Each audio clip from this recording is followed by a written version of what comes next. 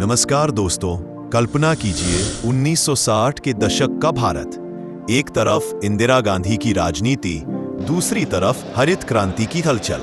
लेकिन हरियाणा के करनाल शहर में एक साधारण मध्यम वर्गीय परिवार की लड़की जो स्कूल जाते हुए आसमान की उड़ानों को देखकर सपने बुन रही है। जी हाँ, वो लड़की कल्पना चावला थी, भारत की पहली महिला अंतरिक्ष यात्री। लेकिन सवाल ये है, एक छोटे शहर की ये लड़की कैसे बनी दुनिया की सबसे ऊंची उड़ान भरने वाली? कैसे बनाई गई वो कल्पना जिसका नाम आज भी सितारों से जुड़ा है?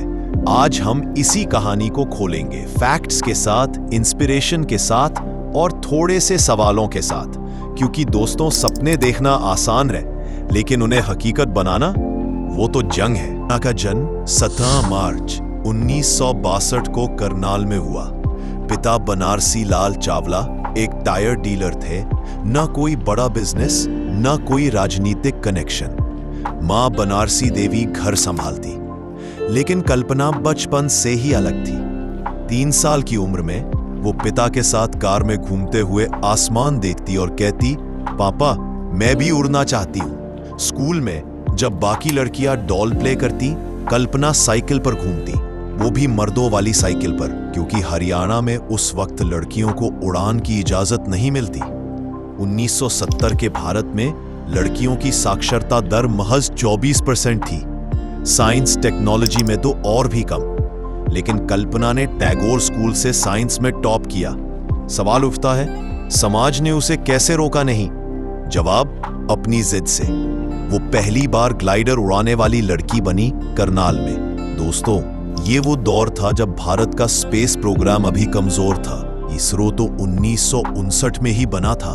लेकिन कल्पना के सपनों में कोई बॉर्डर नहीं था। क्लास 10th के बाद कल्पना ने पंजाब इंजीनियरिंग कॉलेज, चंडीगढ़ से एरोनॉटिकल इंजीनियरिंग की। ग्रेजुएट हुई 1982 में। लेकिन भारत में जॉब मुश्किल। महिलाओं के लिए एविएशन में सीटें गिनी चुनी। तो कल्पना ने फैसला लिया, अमेरिका जाओ। 1982 में वो सिंगल हैंडेड वीजा लेकर निकल पड़ी।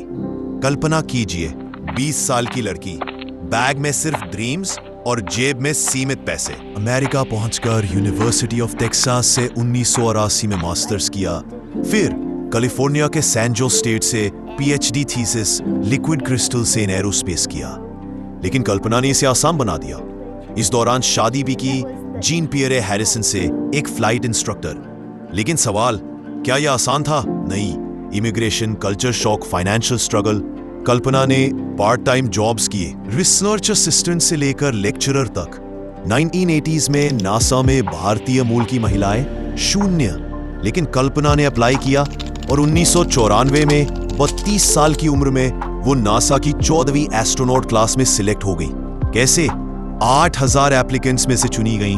टेस्ट, इंटरव्यू, फिजिकल फिटनेस, वो बनाई गई कड़ी मेहनत से, न कि किस्मत से। 1997 कल्पना की पहली mission STS-87 Colombia space shuttle पर। 11 दिनों की उड़ान, 152 घंटे स्पेस में। उन्होंने स्पेस में एक्सपेरिमेंट किए, मटेरियल साइंस पर। दुनिया भर में भारतीय झंडा लहराया। पीएम से लेकर आम आदमी तक सबने कहा, यह हमारी बेटी है। कल्पना ने कहा, सपने देखो और उन्हें पंख दो। फिर 2003 STS-107 मिशन, 16 जनवरी को लॉन्च। 16 दिनों तक कल्पना और 6 साथियों ने 80 एक्सपेरिमेंट किए, मेडिसिन से लेकर फिजिक्स तक। लेकिन 1 फरवरी को री एंट्री के दौरान शटल का विंग डैमेज हो गया।